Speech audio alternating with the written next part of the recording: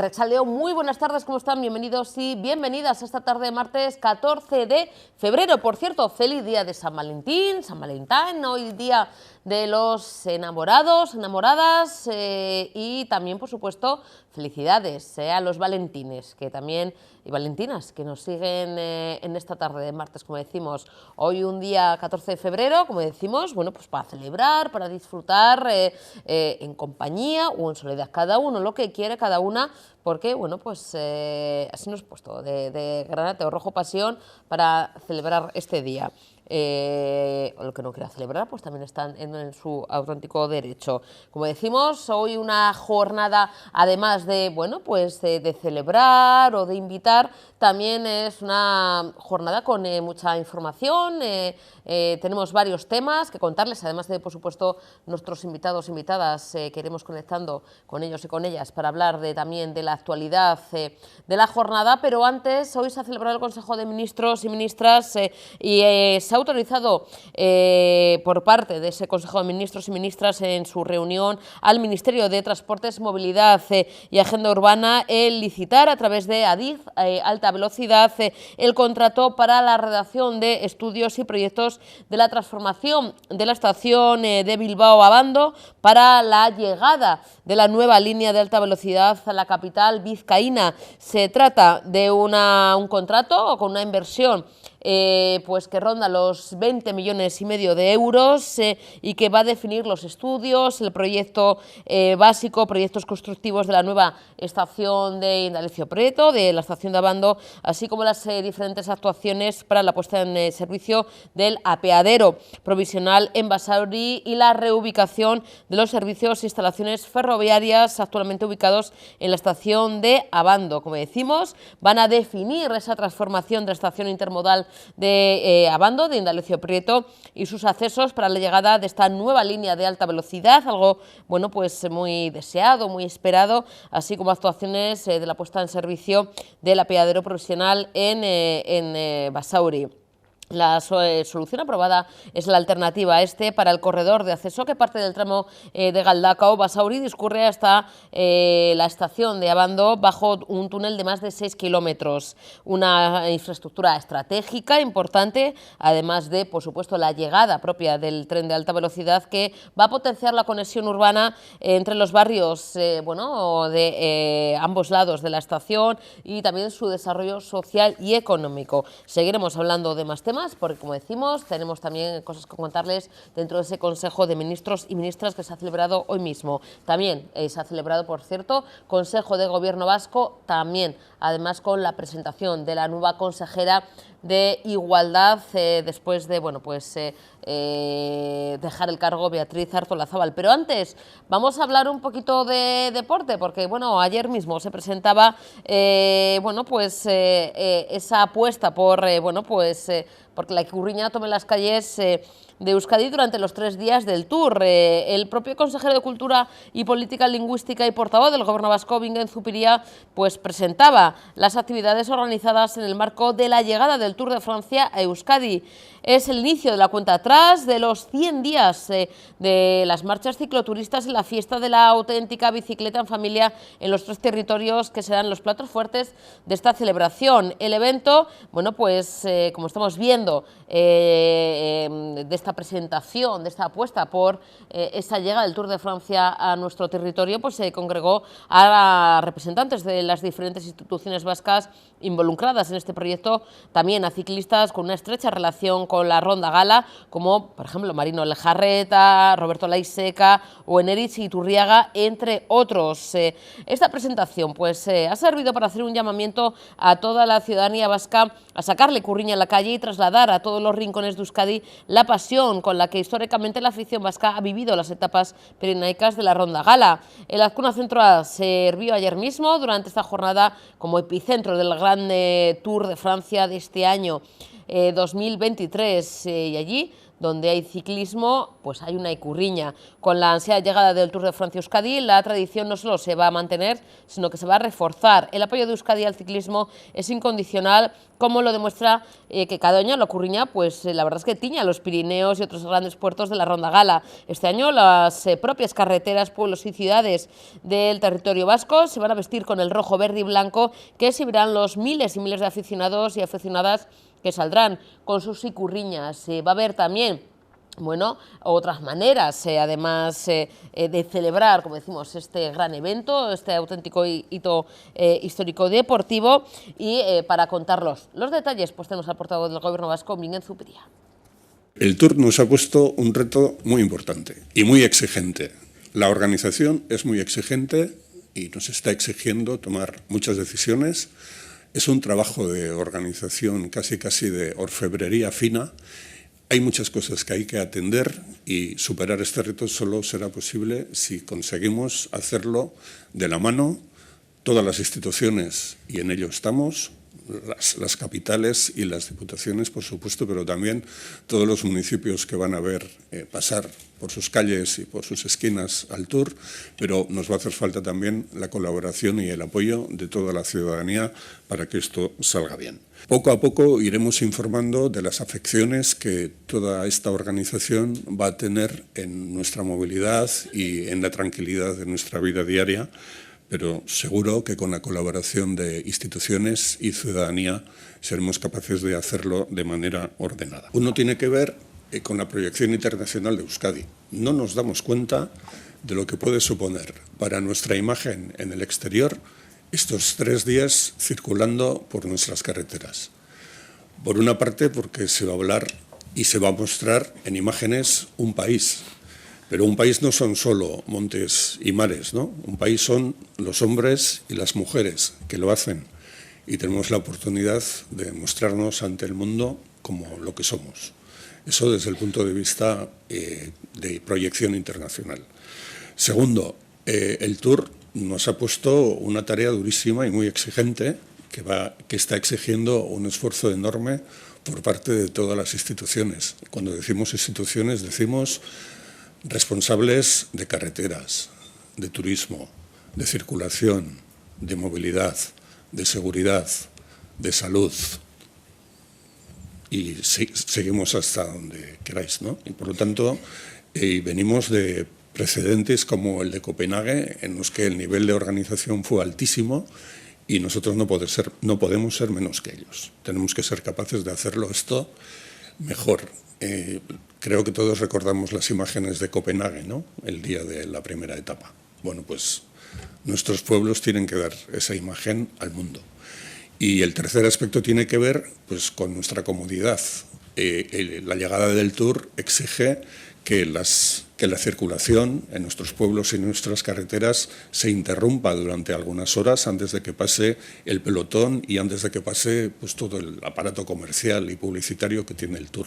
Y eso, durante los días que pase la carrera por nuestros pueblos, pues va a tener una afección sobre la que también, pues, tenemos que ser conscientes, sobre la que también tenemos que hablar y tenemos que ir comunicando poco a poco. Bueno, y hoy mismo él en el Palacio de Ajuria Enea se tomaba posesión, mejor dicho, Nerea Melgosa como consejera, nueva consejera de Igualdad, Justicia y Políticas Sociales, sustituyendo así a Beatriz Artolazabal. Una toma de posesión presidida por el propio lehendakari Iñigo Urkullu, que ha estado acompañado de las y los consejeros del Gobierno vasco en esta, como decimos, bueno, pues toma de posesión de la nueva consejera.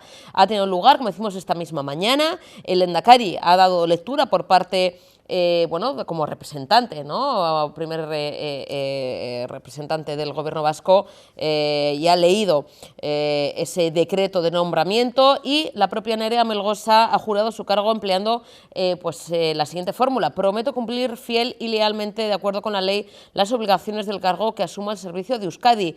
Posteriormente se ha celebrado luego en Lehendakaritza la reunión semanal, que luego escucharemos algunos de los temas del Consejo de Gobierno ya con la nueva consejera. Nerea Melgosa, como decimos, nueva consejera de Igualdad, Justicia y Políticas Sociales, ya que, bueno, pues deja el cargo Beatriz Artolazabal, ya que, bueno, va a emprender otra tarea política. Vamos a escuchar tanto al Lehendakari, Iñigo Urkullu, que además agradece también la labor de Beatriz Artolazabal y también, bueno, las primeras palabras de la nueva consejera, Nerea Melgosa.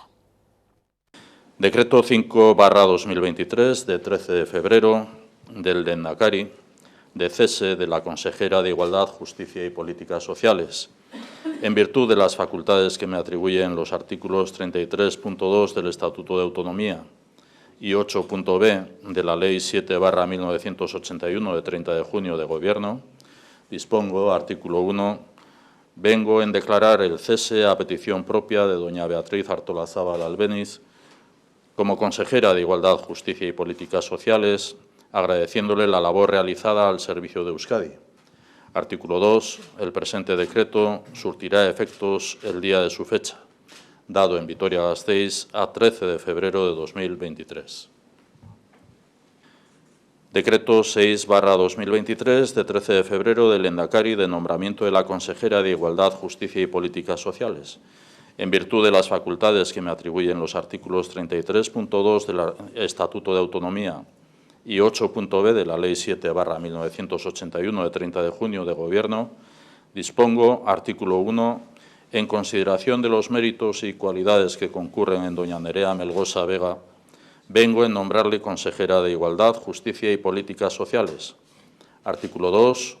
El presente decreto surtirá efectos a partir de la fecha de la toma de posesión. Mando a todas las autoridades y a la ciudadanía cumplan las órdenes que de la misma emanen en el ejercicio de las funciones que le corresponden con arreglo a las leyes, prestando el debido respeto a su persona y autoridad, dado en Vitoria-Gasteiz a 13 de febrero de 2023. Hartze dudan agintea Euskadiren zerbitzuan eta legearen arabera zintzo eta leialki erabiliko dudala hitz ematen dut. Eskerrik asko.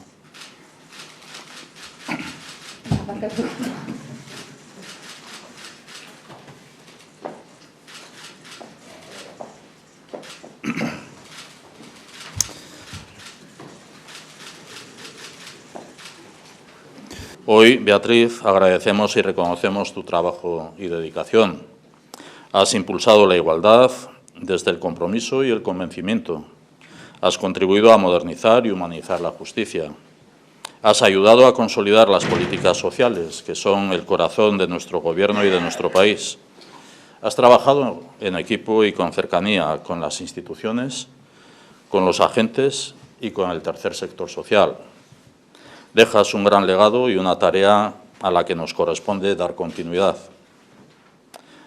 Gaur ere, Nerea Melgosa, ongi etorria eta eskerrik asko erronka hau onartzeagatik. Eginkizun honi jarraipena emango diogu eta elkarrekin egiten jarraituko dugu. Gobernuaren norabidea, pertsona helburu, izan da eta horrekin batera auzolana. Hori izan da gure ibilbidea eta hori izaten jarraituko du aurrerantzean ere. Eskerrik asko beraz, Beatriz, eta baita eskerrik asko Nerea. Jarraitu dezagun elkarrekin gure konpromisoak betetzen eta Euskadiren eta pertsona bakoitzaren alde egiten. Eskerrik asko bioi. Bueno, y además de ser hoy 14 de febrero, día de San Valentín y día de, bueno, pues del santo de los Valentines y Valentinas, también es el día de la energía, por cierto, un sector, el de la energía, que está más de actualidad que nunca. Y para hablar de este tema tenemos a Paula Santos, ella es responsable de autoconsumo de UNEF. Paula, buenas tardes, bienvenida. Hola, muy buenas tardes. Muchas gracias por invitarnos aquí a hablar en el Día de la Energía. Eso es, porque no solamente se habla del amor, sino también de lo necesario, que también el amor es necesario, pero también la energía. Paula, por supuesto, Día de la Energía, hoy 14 de febrero, más de actualidad, como decimos, que nunca, ya que ahora mismo, incluso con el tema de la energía, de la subida del precio de la luz, de esos baremos, de esos cambios, de estar pendiente de si sube o no sube o cómo estamos. Paula, estamos cambiando, ciudadanos y ciudadanas, los hábitos de consumo, ¿no? Es decir, es algo que antes no nos planteábamos o casi no nos percatábamos, ¿no? Decíamos, oye, hace frío, pongo la calefacción, pongo lavavajillas, pues a la hora que oye, puedo, llego a casa o me levanto o demás, me ducho a la hora que me da la gana. Ahora mismo, Paula, ¿estamos cambiando nuestros hábitos de consumo dependiendo precisamente del tema energético? Yo creo que sí, y yo creo que esto es necesario responder de manera conjunta, ¿no?, a los retos que tenemos como sociedad. Y creo, y sabemos todos, que de manera global nos enfrentamos ante el reto del cambio climático y ante una cantidad de recursos que son finitos en la Tierra, ¿no? Entonces es ahora más que nunca necesario apostar en primer lugar por las energías renovables, por energías que sean limpias, energías que sean verdes y que sean mucho más baratas, como es la fotovoltaica. Pero también es fundamental apostar por la eficiencia energética y por los cambios, digamos, de consumo en los momentos en los que sea más interesante utilizarlos, ¿no? Pero es que además nos representa una gran oportunidad, es decir, no vamos a perder, vamos a mejorar nuestra calidad de vida. De hecho, hoy lo hemos dicho, la fotovoltaica, solo con la potencia instalada en 2022, creó más de 74.250 empleos directos e indirectos en nuestro país, ¿no?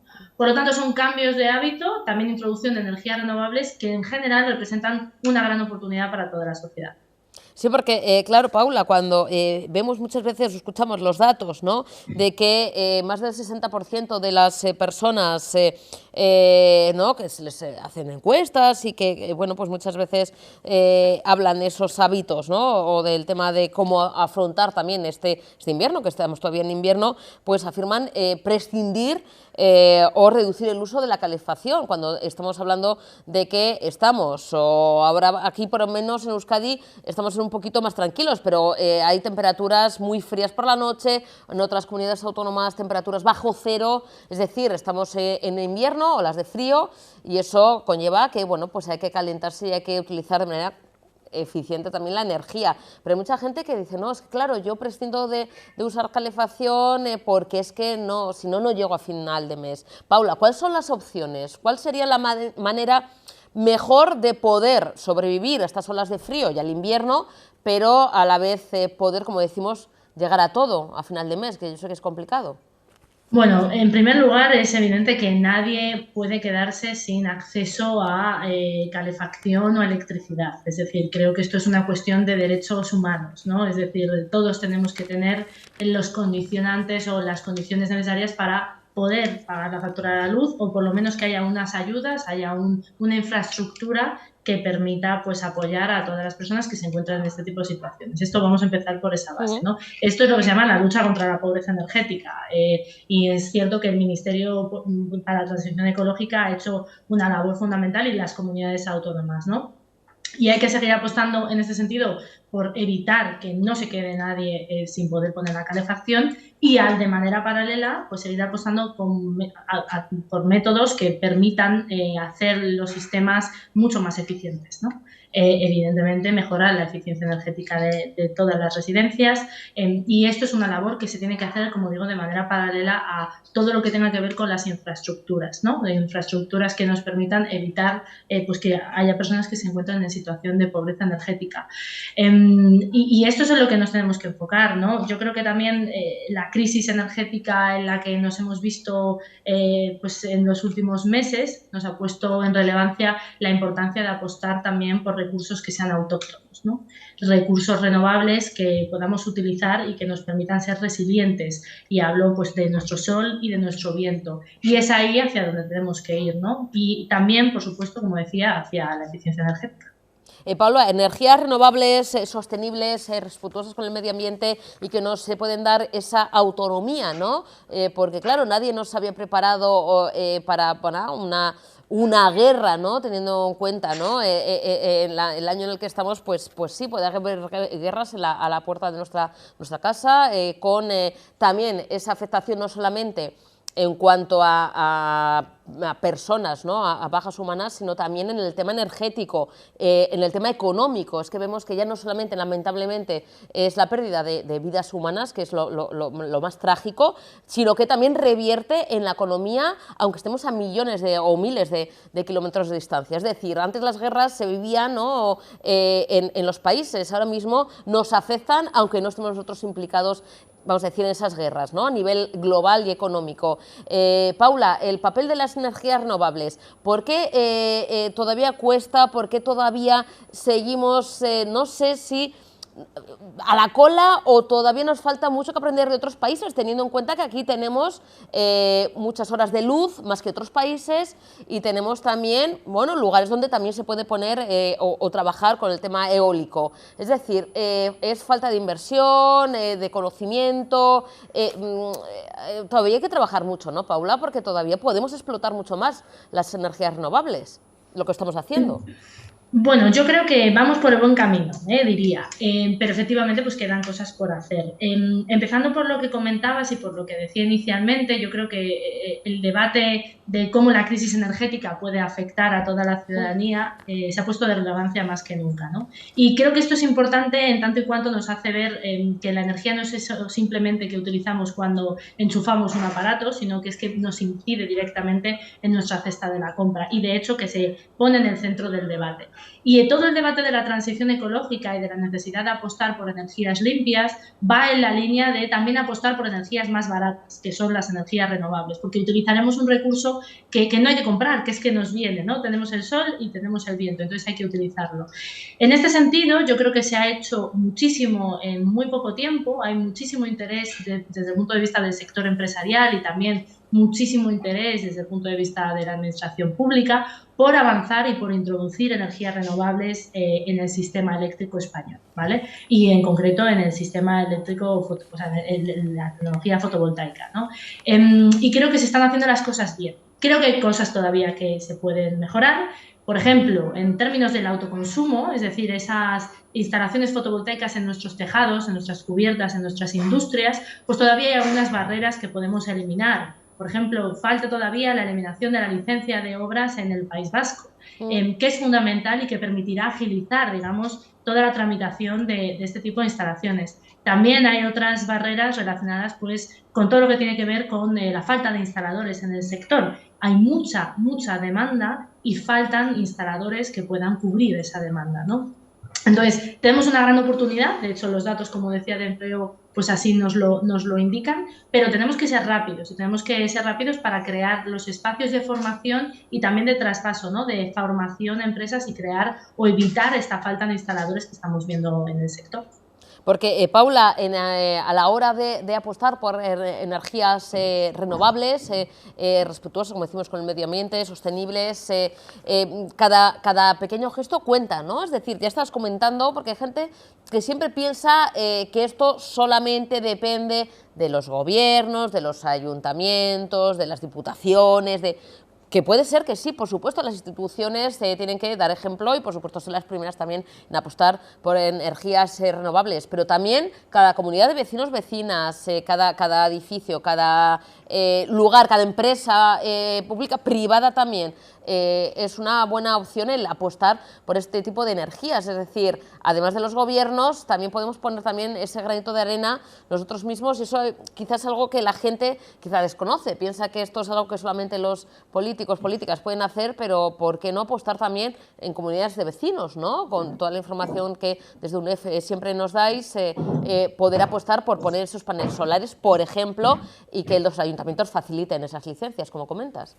Totalmente, absolutamente. Creemos que el autoconsumo, es decir, esas placas fotovoltaicas en nuestras fachadas, ¿no? Pues evidentemente la mayor parte de los españoles y de las españolas vivimos en regímenes de propiedad horizontal, es decir, en regímenes colectivos. Por lo tanto, es fundamental permitir y desarrollar este tipo de instalaciones de autoconsumo en este tipo de edificios, ¿no? Donde haya varios autoconsumidores. Y es que además no solo estaremos dando ejemplo, como muy bien comentas, a través, bueno, pues de proyectos piloto, es decir, yo veo que mi vecino se ha puesto placas y yo también me las quiero poner, sino que también supone un ahorro en nuestra factura de la luz. Y esto es fundamental. Y supone también un factor de independencia energética, ¿no? Es decir, yo voy a poder consumir la energía que me estoy generando en mi fachada, en mi tejado, ¿no? Y eso no solo nos lleva, como decía, a una cuestión de ahorro, sino también de empoderamiento de la ciudadanía. Es decir, el ciudadano empieza a ser mucho más consciente de lo que consume y de cómo consume, y también del precio de la energía, ¿no? Y de lo que paga al final del mes. Y conecta con el principio de lo que estábamos hablando, ¿no? De cómo mejorar estos hábitos de consumo y cómo hacer que todos nosotros nos impliquemos en este proceso de transición ecológica, que es de vital importancia porque nos jugamos todo, ¿no? Sin ser catastrofistas ni meter demasiado miedo en el cuerpo, Paula, pero sí que en otros países ya están trabajando o ya se habla de un futuro, parece que está pululando, ahora se vuelve a hablar de abastecimiento energético, es decir, que haya un colapso en el tema del consumo o en poder consumir esa energía a nivel global. ¿Es así? ¿Es una realidad? ¿Estamos preparados para ello? O sea, yo creo que no estamos ante una situación de riesgo, ¿vale? Claramente las reservas de gas de la Unión Europea y de España están en un grado alto, en un porcentaje alto, ¿vale? Entonces, no nos encontramos en una situación de desabastecimiento energético. Sí que es cierto, como decía al principio, que en el momento en el que surge esta crisis energética derivada de la guerra, pues se pone el foco o el centro del debate en esta cuestión, es decir, en el gas.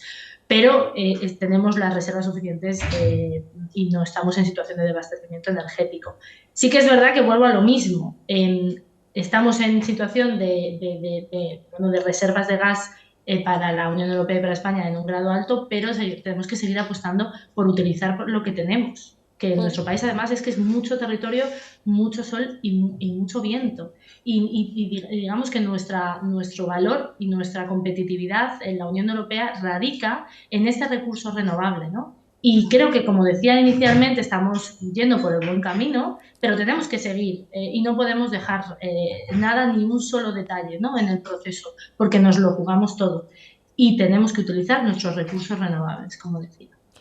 Paula, una pregunta, vamos, de primer, iba a decir de GB, pero claro, hay gente que dirá, ¿qué es eso de GB? Bueno, los que tenemos de GB saben de hace, bueno, pues de tercero de GB, de cuarto de GB, muy, ya sé que seguramente digas, madre mía, pero yo es que tengo esa duda. Hay mucha gente que igual dice, claro, se exporta o exportamos, ¿no? Ahora mismo el tema del gas, otro tipo de energía, pero energías renovables se puede también almacenar, se puede exportar. Es decir, aquí que tenemos sol, que tenemos viento, podríamos almacenar, no sé, yo lo desconozco y te pregunto, Paula, con confianza y con desconocimiento, ¿podríamos almacenar de alguna manera y exportar ese tipo de energía?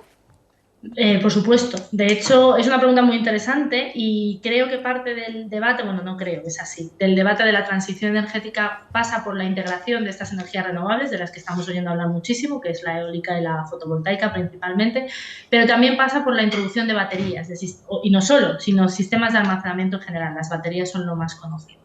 Y estos sistemas son fundamentales para garantizar la penetración de renovables en el sistema. Porque recordemos que las renovables pues dependen de cuando haya sol y viento. Por lo tanto, necesitamos sistemas que nos permitan almacenar la energía y consumir en un momento diferente a cuando lo hemos almacenado, ¿no?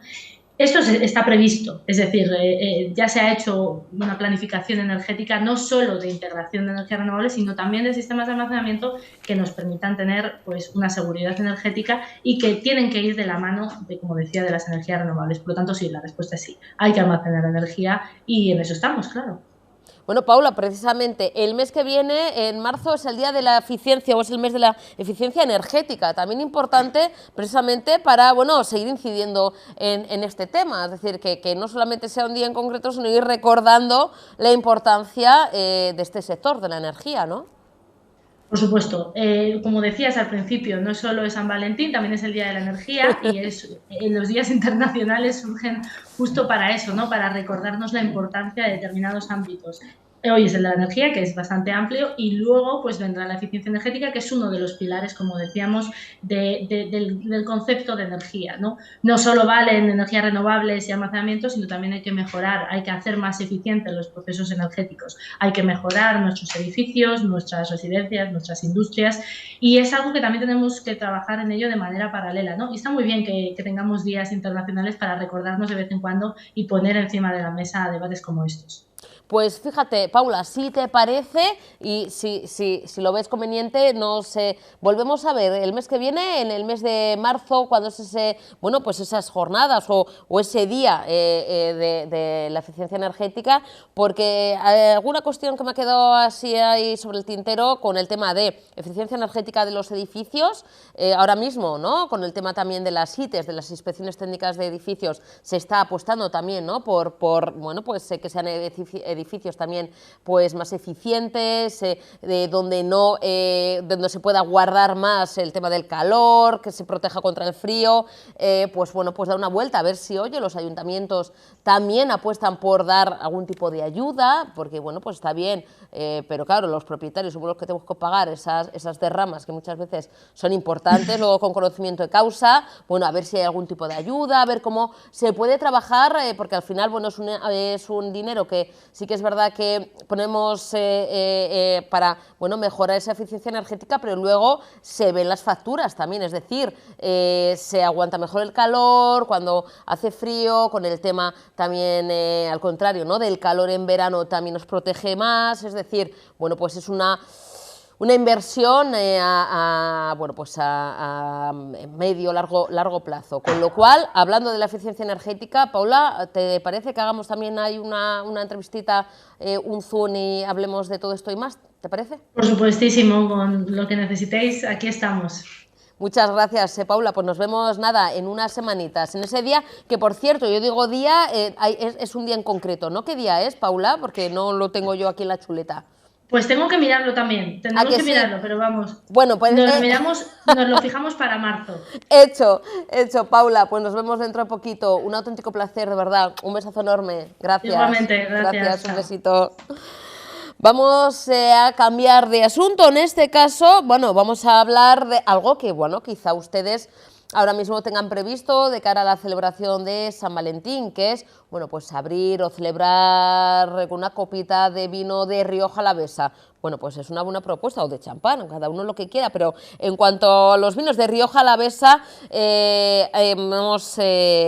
vamos a escuchar a la consejera de Desarrollo Económico, Sostenibilidad y Medio Ambiente, Arantxa Tapia, que, bueno, pues ha participado ayer mismo junto al viceconsejero de Agricultura, Pesca y Política Alimentaria, Víctor Oroz, en bueno, pues los actos que se enmarca dentro de las jornadas en las que, bueno, los vinicultores abren sus puertas para dar a conocer los caldos jóvenes fruto de la última vendimia. A lo largo de toda la mañana de ayer visitaron las diferentes bodegas y stands gastronómicos y, bueno, facilitaron información sobre la evolución de las exportaciones de los vinos durante el pasado ejercicio.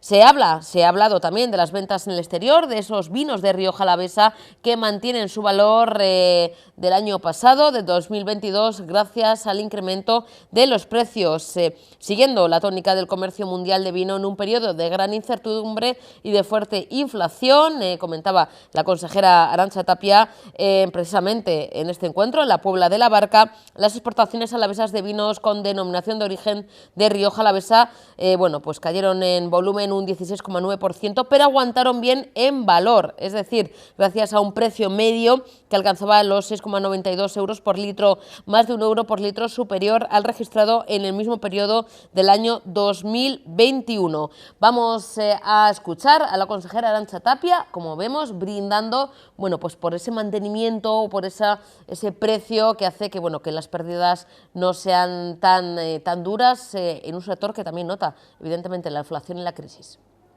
Estamos en la Puebla de la Barca un año más, un día importante para que las bodegas, el trabajo que se ha hecho durante todo el invierno lo podamos apreciar y lo podamos catar.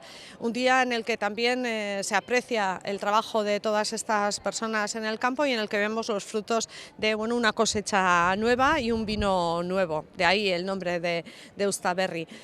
Comentar datos de exportación o en lo que se refiere a datos de exportación de los 11 meses de 2022, porque diciembre no lo tenemos, pero bueno, la tendencia está bien marcada. Señalar que los datos de exportaciones han bajado en volumen un 17% aproximadamente, en cambio el precio solamente se ha bajado alrededor de un 2,5%. Eso quiere decir que de alguna manera, aunque hayamos bajado mucho en volumen, se ha conseguido mantener más o menos el precio, como consecuencia de que aproximadamente de media se ha subido €1 el precio del vino de Rioja Alavesa que se ha vendido internacionalmente.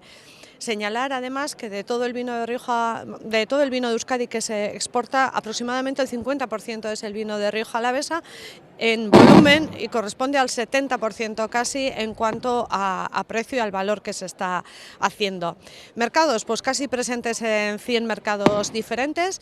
Reino Unido sigue siendo el primero en volumen, pero ha descendido de forma ostensible, y en cambio Estados Unidos se ha marcado justo lo contrario en tendencias, tanto en volumen como en precio se ha posicionado muy bien. En volumen ha pasado a ser el segundo mercado por delante de Alemania y de Suiza, y en precio, en valor de lo que se ha vendido, ha pasado a ser el primer mercado. Por tanto, tenemos una tendencia algo distinta a la que teníamos hasta estos momentos. Se está vendiendo mayor volumen de vino tinto y rosado que blanco. Sin embargo, el blanco, a pesar de venderse menos en volumen, en precio está haciendo, está teniendo una posición adecuada, lo que hace que nos mantengamos en esa ubicación que les estaba comentando.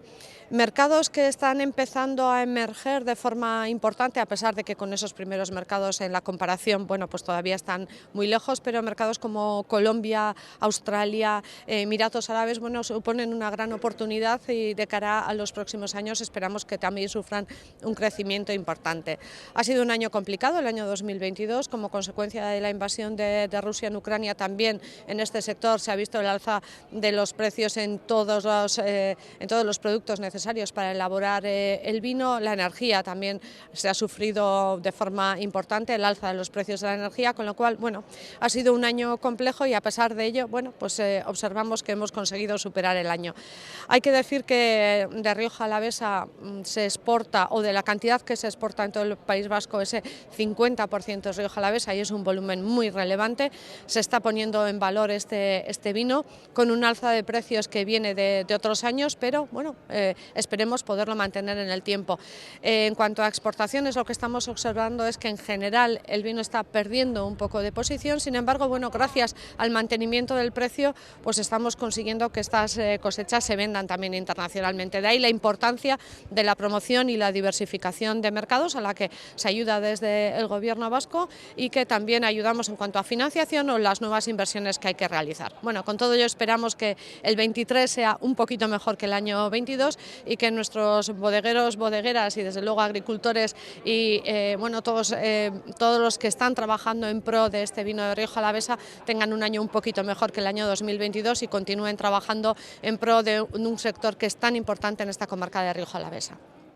Y ayer mismo asistíamos al último acto público de Beatriz Artolazabal como consejera de Igualdad, Justicia y Políticas Sociales. Ya saben que los hemos mostrado, hoy mismo tomaba ese relevo Nerea Melgosa. Pues en ese último acto publicó como consejera, entregaba a sus familias, a las familias de vascos y vascas, los restos de 6 gudaris y milicianos muertos en la primavera de 1937. La propia Beatriz Artolazabal, como decimos, en su último acto como consejera de Justicia, Igualdad y Políticas Sociales, confía en que la futura Ley de Memoria Democrática reflejará el compromiso común y social compartido con los principios y valores de una memoria democrática.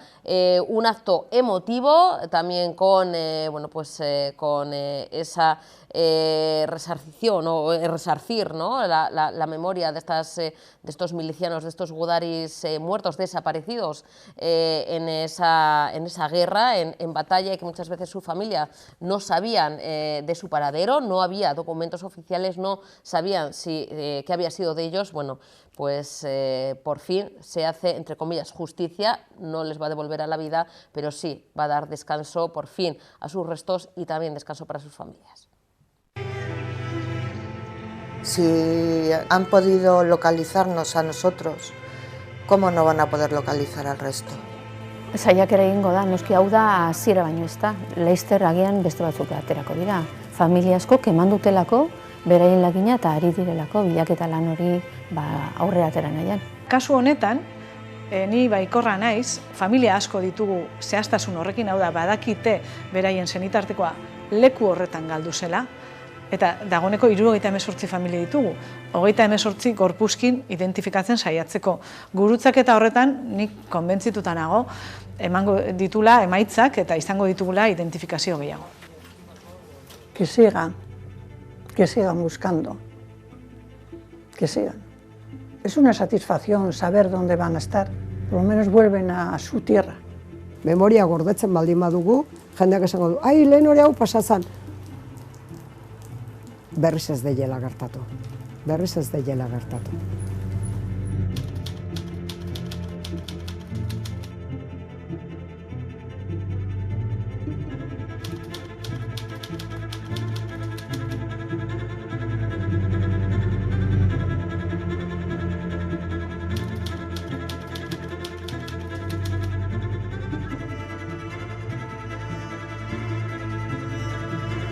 Es especial porque hoy cumplimos un deber, hacemos justicia y damos sentido a nuestro compromiso con la memoria histórica y democrática.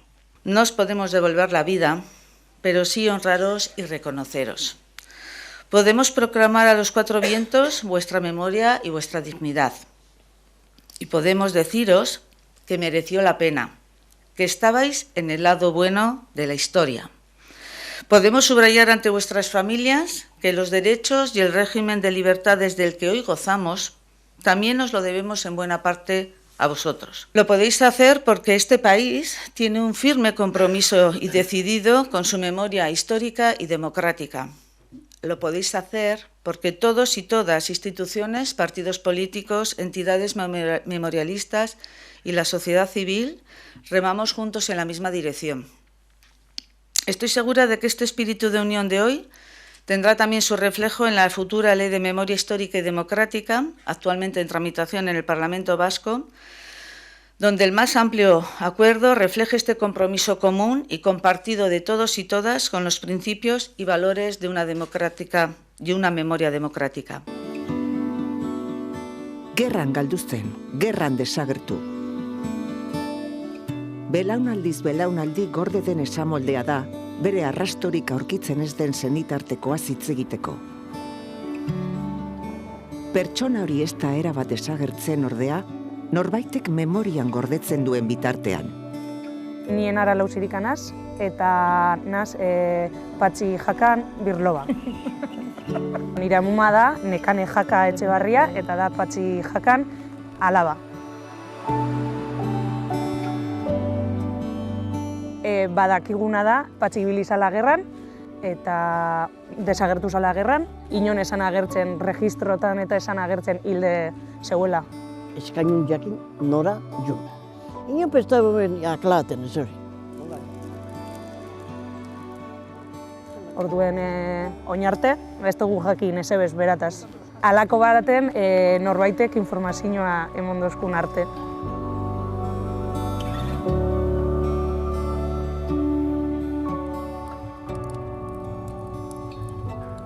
Nire aitzitzek beti kontuta besten zut ondo inguruen, zelan frontea fikati pase zanean, danazala gorpue, eta bera naitak eta inguruko baseriko batzuk, gorpu batzuk erre, eta beste batzuk enterrau egin zirela elortatxu basarriko landetan. Konturatu nintzen, dakitena kontauen biotela, azaldu nien ze dakiten, eta eurek etortzeko eta gudari honek lurpetik ateratzeko.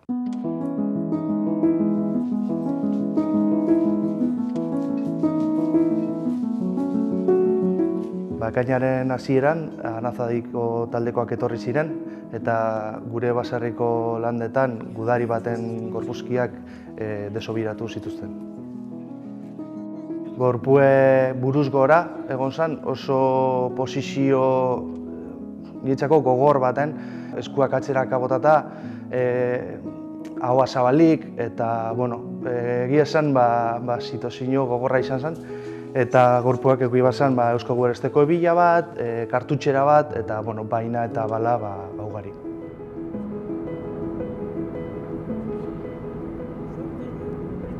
...2022an jaso gendun dei bat, barriegaz, zelan identifikatu zeren gorpuzki batzuk, eta zala Patxi Jaka nire birraitite.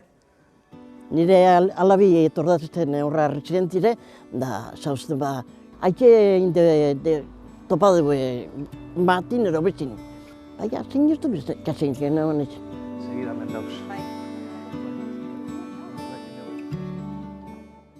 Bueno, y tenemos al otro lado, además, qué mejor fecha que este 14 de febrero, Día de San Valentín, que recibir, escuchar y ver a Ima Rubiales. Ima, buenas tardes, bienvenida. Hola, ¿qué tal? ¿Cómo estás? Bueno, Ima, El arte de ser nosotros, esta maravillosa novela que nos invita precisamente eso, a volver a disfrutar de las novelas de sentimiento, de amor, de amistad, con otro tipo de temáticas que ahora comentaremos, Ima, porque hay mucho más trasfondo también en esta novela, pero al fin y al cabo una novela de eso, como decimos, de emociones, de disfrute, ¿no, Ima? Además, teniendo en cuenta que empezaste a escribir desde muy jovencita, y es que eres una pipiola. ¿Qué tienes? 20 años, ¿no, Ima? Sí, tengo 20 años, pero bueno, yo llevo escribiendo toda la vida. De hecho, mis padres dicen siempre de broma que yo empecé a escribir y a leer antes que a hablar. Así que sí, todavía estoy escribiendo. Ima, ¿y cómo surge esa pasión por la escritura? Primero, me imagino que leyendo, ¿no? Y disfrutando con historias, ¿no? que encontrabas, ¿no? Entre esos libros, quizá también a través de tu familia, ¿no? Que vas ahí cogiendo de muy chiqui, de muy pequeñita, y luego diciendo, oye, ¿por qué no voy yo a contar también historias? Sí, bueno, hay una historia muy graciosa detrás, ¿vale? Mi madre siempre ha sido muy lectora, entonces la pasión por la lectura me viene de ahí, pero la pasión por la escritura viene a raíz de una especie de accidente un poco rebelde de cuando yo era pequeña, y es que yo de pequeña era una chica muy tímida, muy introvertida, así que pues mis padres me querían apuntar a todas las cosas a las que me pudieran apuntar para hacerme salir de casa, y me apuntaron entre ellas al conservatorio, y bueno, yo descubrí muy rápido que la música no era lo mío, que no se me daba bien. Así que lo que hacía era que me saltaba las clases del conservatorio y me iba a la biblioteca, que estaba justo al lado.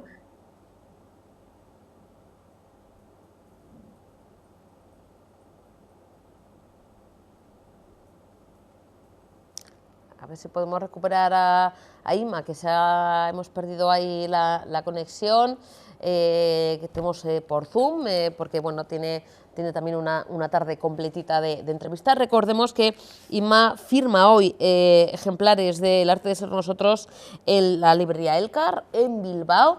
A ver si podemos recuperar a Ima, si está ahí compis, porque bueno, hay que aprovechar, que la verdad es que tiene poquito tiempo, en breve va a hacer esa firma, como decimos, de esta nueva novela, con 17 añitos, solamente ya publicó sus historias también a través de internet, el éxito a través de redes sociales le hizo publicar en 2022 Hasta que nos quedemos sin estrellas, y ahora este año ha publicado El arte de ser nosotros, como decimos, con personajes tan potentes como Logan y como Lea, que son bueno, pues dos personajes que se conocen de una manera, bueno, pues quizá habitual en una fiesta universitaria, se dan ese primer beso, hay un Logan que sí, no, que sí, que no me acuerdo, que sí de más allá, Lea sí tiene esos recuerdos y sí que hay esa manera, ¿no? Entran los celos también y demás, pero hay otros temas, hay conflicto, porque Logan es un personaje muy diferente a Lea, también está una amiga de Lea que, bueno, pues que está enamoradísima de Logan, ahí entra el tema de la amistad, también otros temas como la salud mental, personajes además muy potentes, bueno, que enganchan y hace que sea una novela, además de, por supuesto, de sentimientos, una novela, no solamente de género, de amor o de sentimientos, sino que también tiene otro trasfondo con, como decimos, personajes y con temáticas también muy actuales. Hola, Inma, ahora. Bueno, yo he contado la novela ya entera. Ya he hecho aquí, no he hecho spoiler, no te preocupes, que he contado lo que se podía contar, no he dicho más, pero sí que, aprovechando un poquito, porque sé, Inma, que hoy firmas Nelcar en Bilbao, por cierto, ¿a qué hora? ¿A las 7, Inma? A las 6:30. A las 6:30, buah, es decir, en 0, y tenemos que aprovechar el tiempo. Inma comentaba, ¿no?, a los telespectadores, mientras ha habido un poquito ese fallo de conexión, que, bueno, son las cosas del directo, es así, pero vamos a aprovechar el tiempo que tenemos.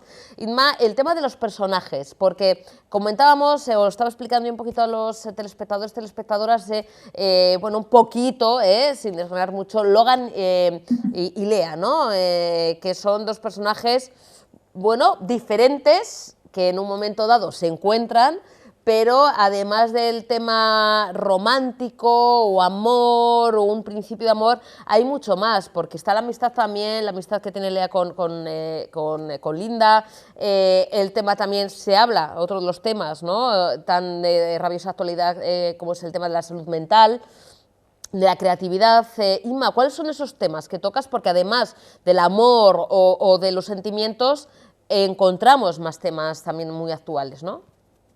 Sí, bueno, es una novela sobre todo de romance, ¿no? La trama principal gira en torno a la relación que mantienen Logan y Lea, pero aparte de eso, habla también mucho del crecimiento personal que tiene cada uno de los protagonistas y pues para eso se habla de muchos temas, ¿no? En el caso de Logan, se habla del duelo, se habla de la necesidad que tiene él de esconder sus vulnerabilidades, ¿no? De cómo no es capaz de mostrarse tal y como es, tiene que mantener un poco esa fachada de no me importa nada, tal. Y en el caso de Lea, de las amistades dañinas, de la falta de autoestima, de incluso el miedo a mostrar a la gente lo que hace, es que ella escribe, por no se lo dice a nadie. Entonces sí, se habla de un montón de temas y por supuesto se habla también de salud mental, como en todos mis libros, porque bueno, me viene de casa, mi madre es psicóloga y siempre se ha hablado en mi casa y yo siempre hablaré en mis libros de eso. Normalizando además el hecho de hablar precisamente de salud mental, ¿no, Inma? Que yo creo que además es algo importante que alguien tan joven como tú, ¿no?, con 20 añitos, hable, además de otros temas y además del amor, del romance que nos encanta, también del tema de salud mental, que a veces que, no sé, hay cierto pudor, no se habla, no se quiere contar, no se verbaliza el hecho de, oye, pues ir y normalizar, ir al psicólogo o ir al psiquiatra, tener algún tipo de problema mental que podemos sufrir todos, depresión, ansiedad, algún tipo de trastorno. Todos tenemos en algún momento de nuestra vida algún problema de salud mental, como podemos tener algún problema de salud física, y eso que alguien tan joven como tú lo verbalice y lo publique, sí, lo muestre en sus novelas. Inma, ¿te ha llegado también a través de redes sociales, como hay gente que también le ayudas, sintiéndose apoyado y apoyada? Sí, bueno, como te digo, es algo que a mí me viene de casa. Desde muy pequeña en mi casa siempre me han hablado de salud mental y aparte me han hablado sin ningún tipo de tabú, ningún tipo de prejuicio ni nada, porque mi madre psicóloga pues nos ha educado tanto a mi hermana como a mí en eso. Y sí que me llegan muchos mensajes de chicas y tal diciéndome que, bueno, que gracias a leer algunos de mis libros porque se han dado cuenta de que no es malo ir al psicólogo, al contrario, y que no pasa nada. Y a mí eso me llena de orgullo. De hecho, siempre que me llega algún mensaje así, se lo leo a mi madre y le digo, mira lo que estamos haciendo. ¿No? O sea, estamos consiguiendo en pequeña medida, con mi pequeño altavoz, romper este prejuicio que hay, ¿no? Yo antes comentaba, cuando justo estaba un poquito explicando también bueno, ese recorrido que has tenido en poquitos años, conseguir tanto, ¿no?, de ser un auténtico fenómeno en redes sociales, Inma, corrígeme si me equivoco, 17 años ya publicas, ¿no?, también a través de internet tus escritos, tu libro. Bueno, 7 años publico mi primera novela en papel. Actualmente son 6, pero yo en internet empecé a publicar en 2012, cuando tenía pues 10, 11 años. O sea que empecé todo muy jovencita, sí, sí.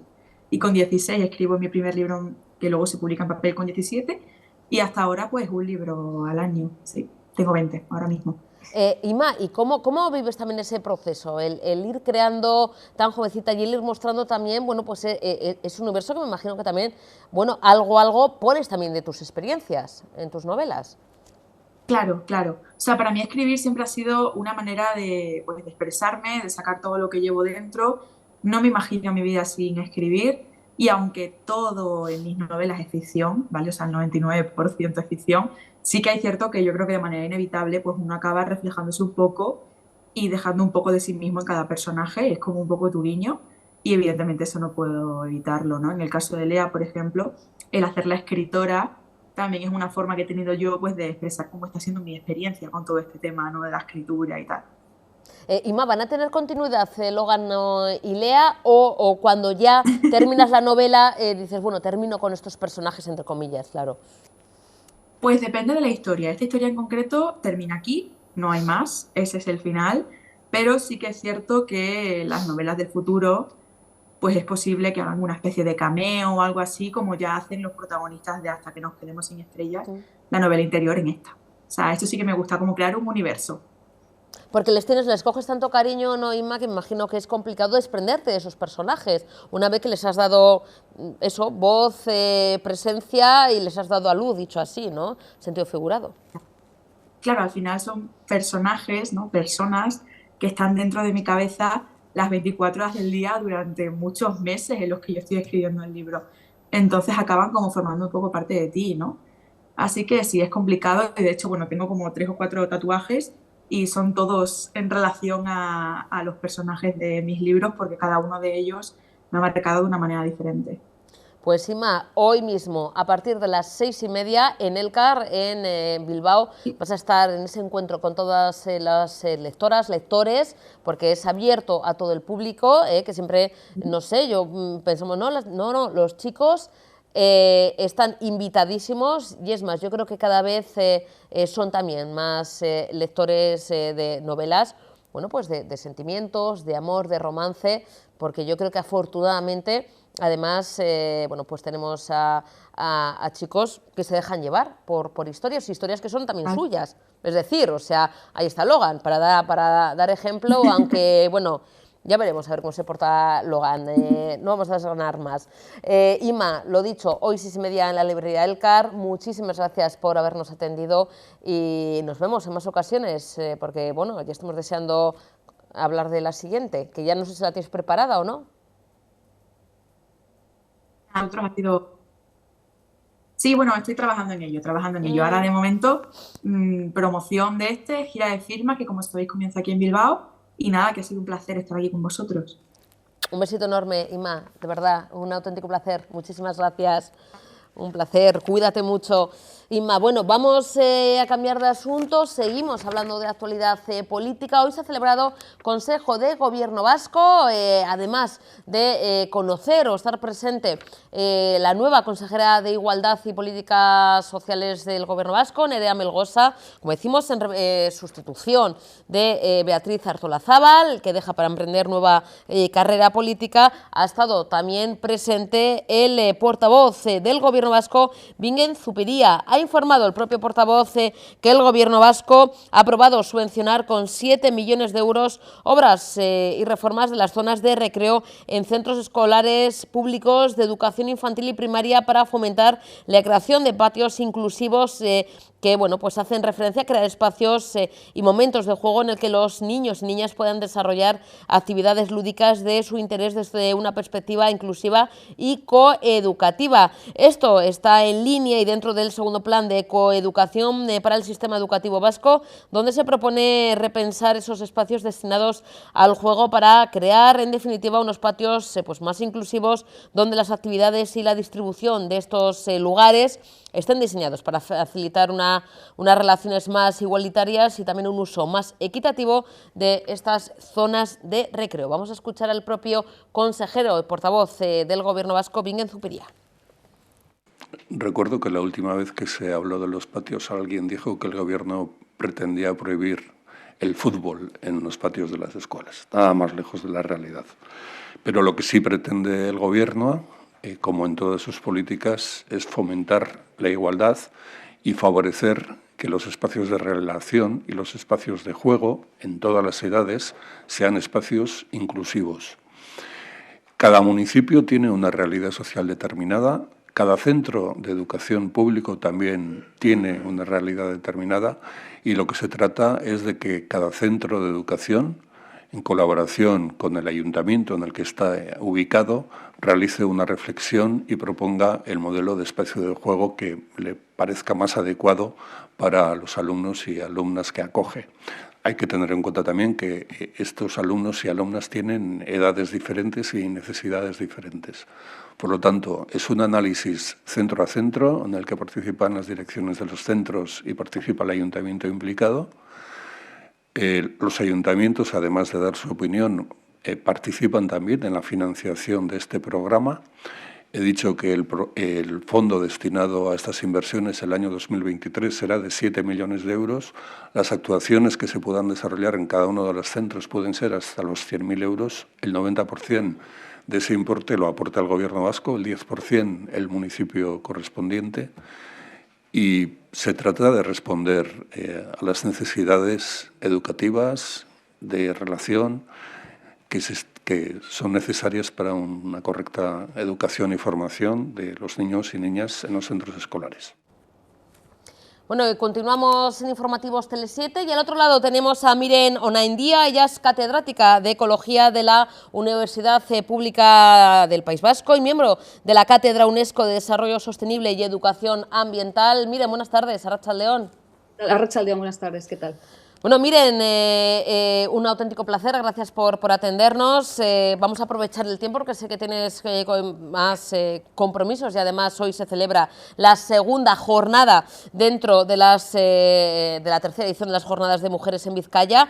Estuviste, Miren, presente en la primera jornada, en esa apertura por cierto, un éxito, Soriona, que enhorabuena, de estas jornadas, las mujeres en Vizcaya, organizadas por la Comisión de Vizcaya de la Real Sociedad Vascongada de los Amigos del País y las Juntas Generales de Vizcaya. Antes de nada, un éxito esta primera jornada. ¿Cómo fue? Miren, ¿cómo se desarrolló? Eso es, pues la verdad es que fue muy interesante porque, bueno, el público llenó la sala de Juntas Generales, lo cual siempre es una noticia, y realmente a la hora de participación en el debate final pues hubiera habido muchas más palabras porque se mostró bastante interés, pero bueno, ya sabemos que siempre el tiempo es limitado y tuvieron que resumir las preguntas, pero la verdad es que tuvo muchísima aceptación. Y bueno, yo creo que resultó muy interesante, también muy agradable, porque entre las propias ponentes que estábamos, pues nos conocimos, también con el público y demás, entonces realmente fue muy, muy interesante. Mujeres que, bueno, tenemos mucho que contar, ese objetivo, ¿no?, de estas jornadas, que no sé si habéis participado en las dos anteriores ediciones, Miren.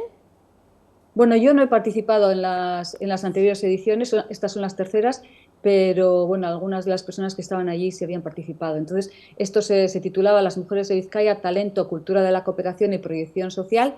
Y bueno, pues como ya sabéis seguramente, pues el objetivo es un poco ¿no? Pues dar a conocer experiencias de mujeres de Vizcaya en distintos ámbitos, de la ciencia, de la cultura, del arte, de la cooperación internacional, que bueno, muchas veces pues siempre somos las menos conocidas, las que estamos ahí haciendo cosas, pero no se difunde demasiado. Entonces, la idea es esta, el que se difunda y en que entre nosotras mismas creemos redes que podamos apoyarnos mutuamente y de alguna manera difundir el trabajo que se está haciendo y también hacérselo conocer al resto de la sociedad, tanto mujeres como hombres, ¿no? Entonces, pues en ese sentido, la verdad que creo que son muy interesantes estas jornadas.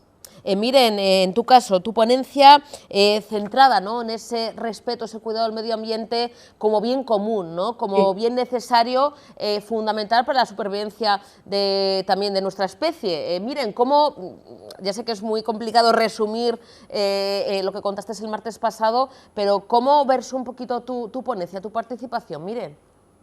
Pues yo creo que mi aportación, aparte de hablar del patrimonio natural tan importante que tenemos en Vizcaya y de la importancia de su conservación, porque en ello nos va nuestro bienestar realmente, ¿no? O sea, que si el planeta está bien, las personas estamos bien, pero esta idea del bien común me parece muy interesante porque es una manera de gestionar los recursos, en este caso los recursos naturales, que tienen una parte de común, ¿no? Que aunque tengan una parte de privado, pues no sé, pues como los terrenos o tal, pues hay algunas cuestiones como el paisaje, los ríos, el agua, el mar, que también son de bien común. Entonces, su gestión debe ser orientada precisamente a esto, ¿no? Y a gestionarlos y a utilizarlos, pero de manera que se mantengan para las futuras generaciones, ¿no? Yo puse una frase que a mí me parece interesante, que es el hecho de que nosotros los recursos naturales y el planeta en sí mismo tenemos como un regalo, como un préstamo de las generaciones anteriores, pero que tenemos que pasar a las siguientes generaciones. Entonces, podemos utilizarlo siempre que podamos mantener y conservarlo para las futuras generaciones. Esto es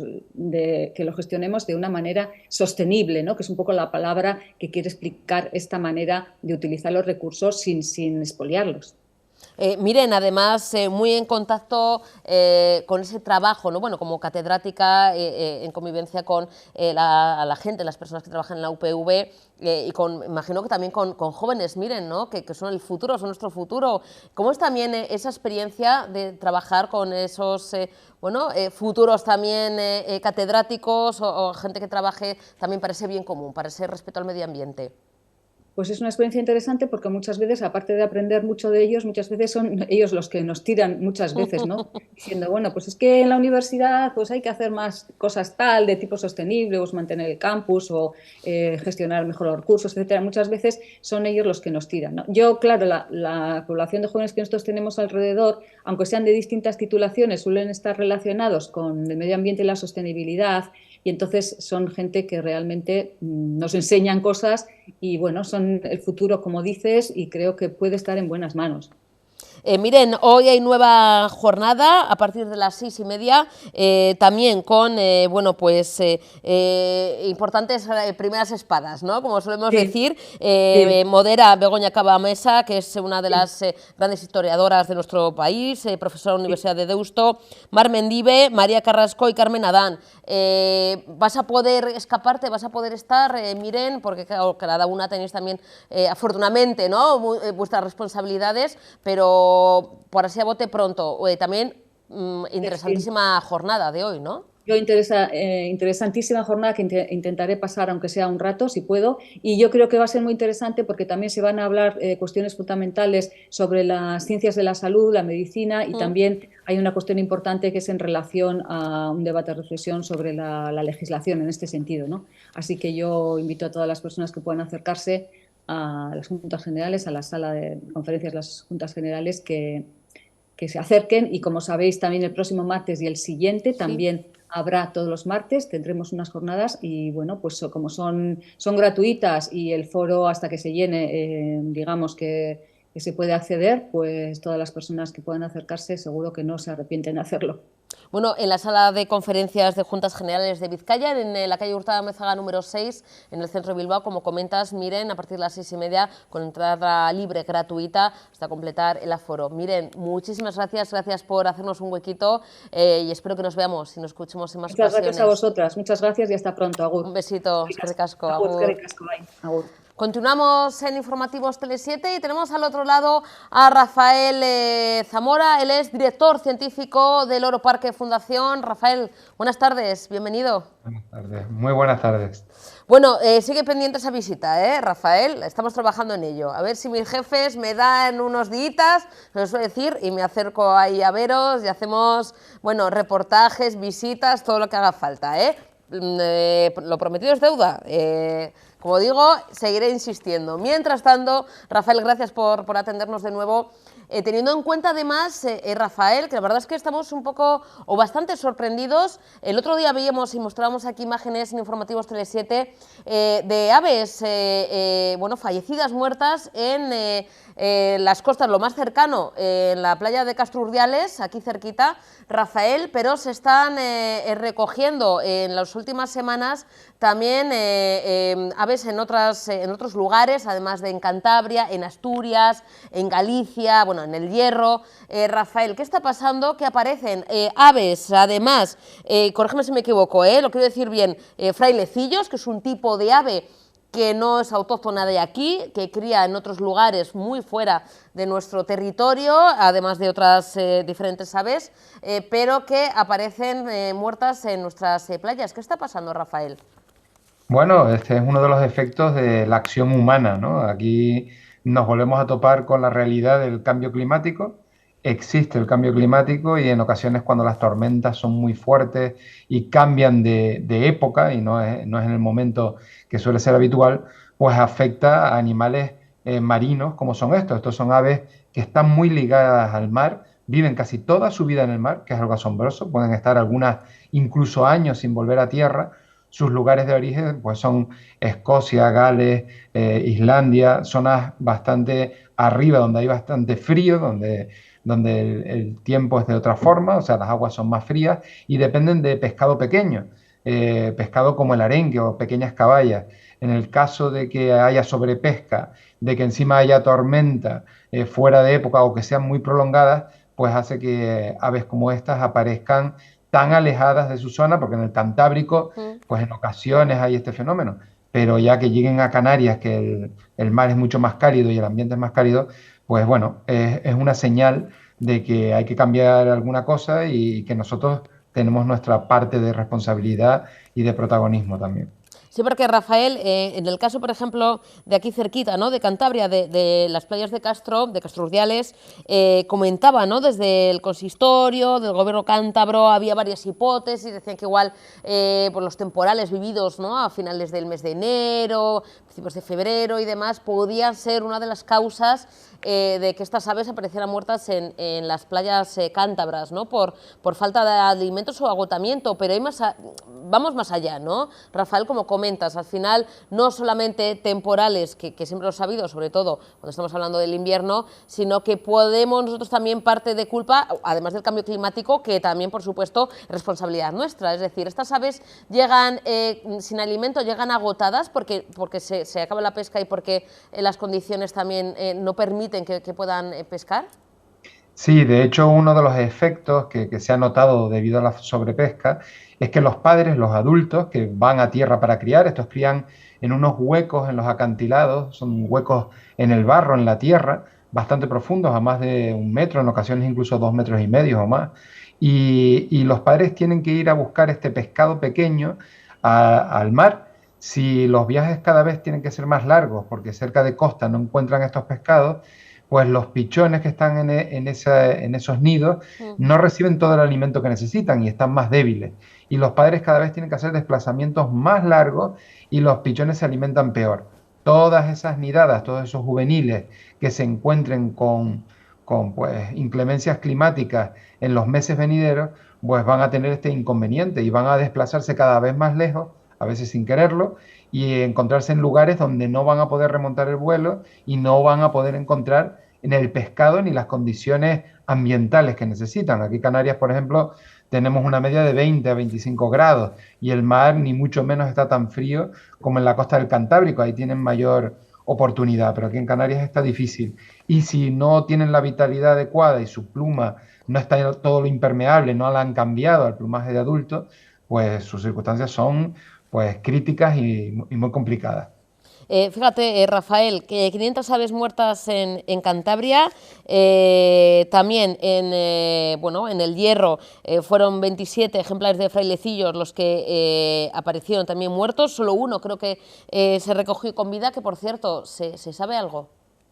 Sí, bueno, hay varios ejemplares que pueden avanzar y tienen todavía vida. Uno de nuestros veterinarios, de nuestro equipo veterinario, Ángel Curros de Poema del Mar, está ayudando en la isla de Gran Canaria y estamos poniendo todos los medios y sobre todo los conocimientos de los centros zoológicos. Nosotros como centro zoológico avanzado mantenemos una colonia de frailecillos, de 47 frailecillos hace ya mucho tiempo. Los hemos criado, tenemos todos los parámetros clínicos y en momentos de rescate en cualquier parte del mundo acuden a nosotros para poderles dar esas referencias y decirles cómo es el manejo, porque son especies poco habituales bajo cuidado humano y en los momentos de rescate son los centros zoológicos los que tenemos la experiencia acumulada y la experiencia clínica para poder ayudar. Entonces, todos los que van llegando y que nosotros podemos dar ese conocimiento, pues damos el apoyo completo. Entonces, algunos de estos ejemplares están sobreviviendo, pero hay que investigar más, hay que ver los que se han muerto exactamente de qué se han muerto. Sabemos que pueden haber parásitos, de que puede haber problemas de hambre y sobre todo de hambre, porque no han podido comer lo que necesitaba, y en eso también podemos dar apoyo. Y ya hace unos años recibimos desde Mallorca, se encontró uno allí que no pudo ser recuperado y finalmente lo enviaron aquí al Loro Parque para poderlo mantener en buenas condiciones porque tenía ya lesiones irreversibles. Pues en eso estamos y dando todo nuestro apoyo y nuestro conocimiento en lo que realmente sabemos hacer, que es el cuidado animal. Rafael, son determinadas especies de animales, ¿no? Además de frailecillos, como os he comentado, ¿no? Que es lo que, bueno, pues más un poquito nos puede sorprender, pero también un determinado tipo de gaviotas, alcatraces, es decir, son especies de determinado tipo de pelaje, de determinada complexión, que tienen en común para que sean este tipo de aves las que, bueno, están falleciendo o que llegan varadas o que llegan, bueno, pues sin fuerzas y fallecen en las diferentes playas. ¿Qué características en común tienen? Pues son especies diferentes, ¿no? Pero ¿tienen algo en común, Rafael? Sí, lo que tienen en común es que son especies que viven casi toda su vida, viven en el mar, solo entran a tierra para criar. El plumaje es un plumaje especial, impermeable para poder volar largas distancias, y sus patas son pues palmeadas como los patos para poderse adaptar a ese viaje. Han llegado otros animales parecidos, vamos a decir que todos se parecen un poco a los pingüinos. De hecho, el primer episodio, la primera consulta que nos hicieron era aparentemente había un pingüino en las costas canarias y era un alca común, que es un tipo de ave también marina que suele estar en alta mar. Y bueno, todas se ven afectadas por los mismos problemas. O sea, el problema es no encontrar alimento donde lo tienen que encontrar, y eso hace que busquen otros territorios, en este caso acuáticos, para poder encontrar un sustento, y evitando esas tormentas prolongadas que no solo no es que no les den alimento, sino es que encima no pueden sobrevivir cuando es muy acusado, ¿no? la tormenta. Hay esa falta de movilidad, quizá por el pelaje, como comentas, o por su fisionomía, ¿no? Tienen dificultades en cuanto a la movilidad por esas tormentas, fuertes vientos, es decir, quizá un ave más pequeñita pues se puede un poquito quizá, ¿no?, baldear, dicho así, pero quizá este tipo de aves tiene más dificultad a la hora de capear esas tormentas, esos vientos prolongados. Bueno, en este caso es el plumaje, sí, el plumaje, en este caso son aves que vuelan muy rápido, son de rápido vuelo, pero no sostenido, no son planeadoras. Entonces, lo más importante es la comida. Si no hay pescado pequeño en superficie, estamos hablando de un animalito que tiene un tamaño pequeño, no es muy grande. Y el pescado, estamos hablando de unos pocos centímetros. Si no lo encuentran en superficie, van a tener que buscar otro territorio para poder consumirlo, y en tierra no lo van a encontrar. O sea, van a tener que encontrar una superficie acuática que se los permita. La tormenta no permite ni que el pescado esté en zona alta, ni les permite mantenerse, y el viento también los arrastra, porque no tienen esa fortaleza para luchar contra fuertes temporales.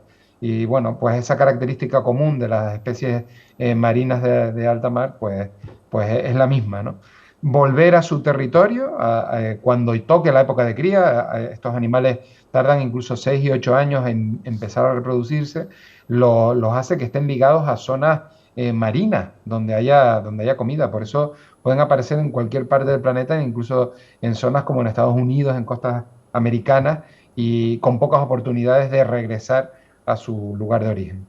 Rafael, con lo cual podemos decir que incluso esas aves que se han detectado, que han aparecido en las costas, como decimos, tanto en Canarias como en Galicia, con Asturias, como en Cantabria, pero podrían ser más las aves muertas, porque claro, hay veces que el mar devuelve lo que devuelve, pero hay veces que se pueden quedar también fallecidas o muertas en otros lugares, y a saber cuándo aparece. Es decir, ¿se puede contabilizar que incluso pueden ser más las aves muertas?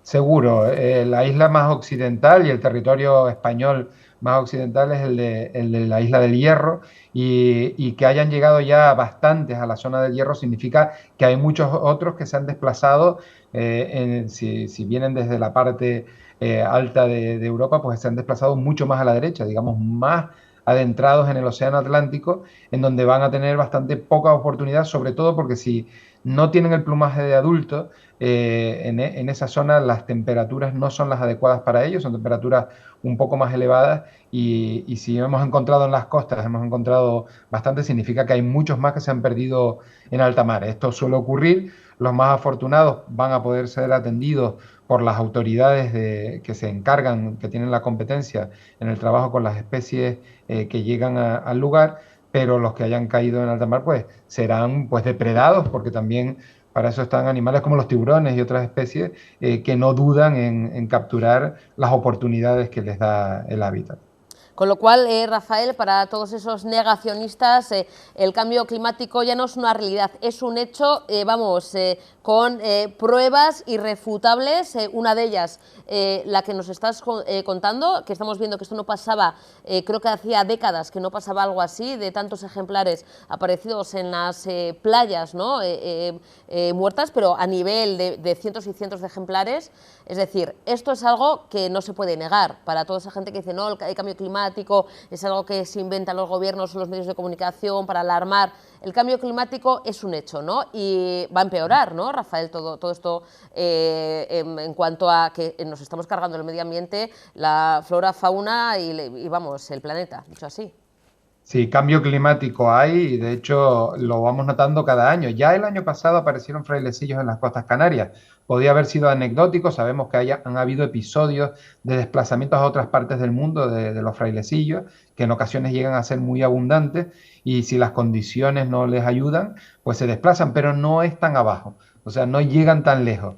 Que el año pasado hubieran unos cuantos y este año sean muchos más, pues nos indica algo. Y tenemos otras referencias, precisamente en la Isla del Hierro tenemos una reciente notificación de unas aves que crían dentro de la isla y que crían generalmente a finales de febrero, y este año han criado a principios de enero, finales de diciembre. Son cambios que la naturaleza te va indicando que efectivamente algo ha cambiado. Siempre hay cambios, pero estacionales, pero en estos casos ya hay una evidencia. Y acordémonos que no solo es el cambio climático, sino lo que nombraba de la sobrepesca. También estos animales se enfrentan a que en las costas del mundo, donde ellos pues anidan, también se empiezan a fabricar edificaciones, hoteles, ciudades, y esto impide también que los animales puedan entrar a tierra de manera habitual, o incluso pues depredación por parte de animales y de personas que están en la zona,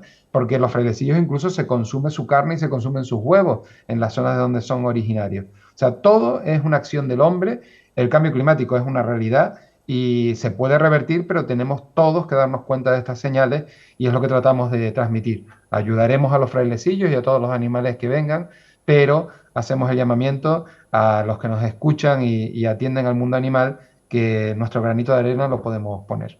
Y Rafael, ante el abuso del ser humano cargándonos el planeta y a los seres que nos rodean, menos mal que hay gente de gran corazón, como la gente que trabajáis en la Fundación Loro Parque.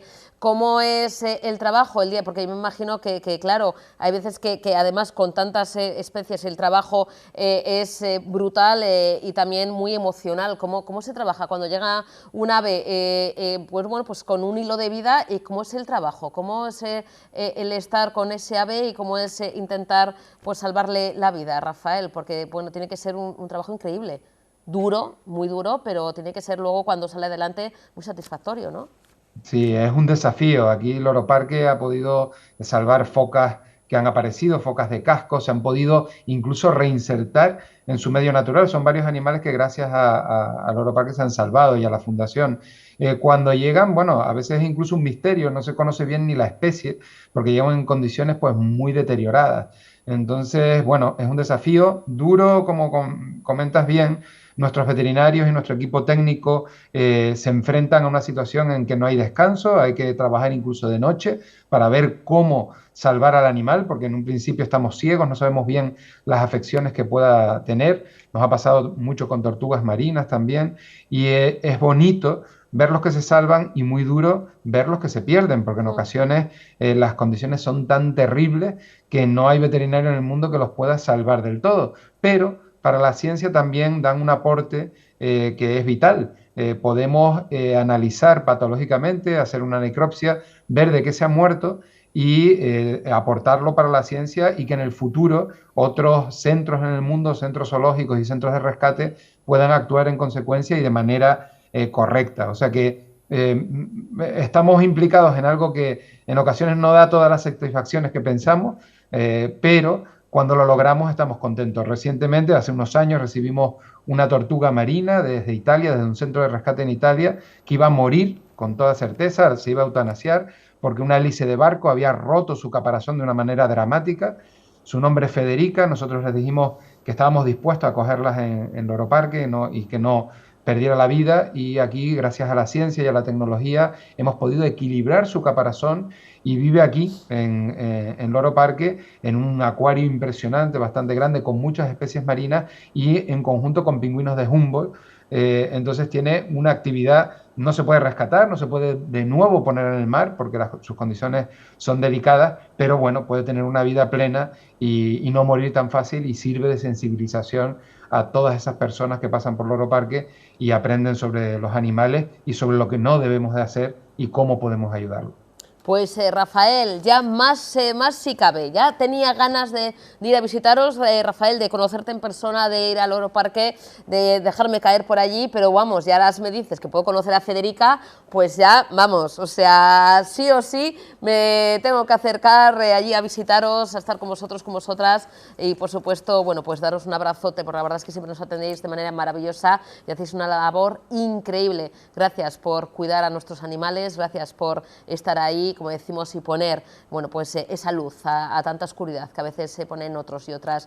Un besito enorme, Rafael, lo dicho, nos vemos en breve, cuando queráis. Un besito. Hasta luego, nos vemos aquí. Un abrazo. Gracias, Rafael. Nos tenemos que marchar. Espero que hayan disfrutado de este San Valentín, 14 de febrero, como siempre, con muchos temas y muy variados, ya lo han visto. Mañana volveremos a estar con todos ustedes, si así nos lo permiten, aquí en Informativos Tele7. Disfruten, celébrenlo y bésense mucho, que es importante. Un besito, agur.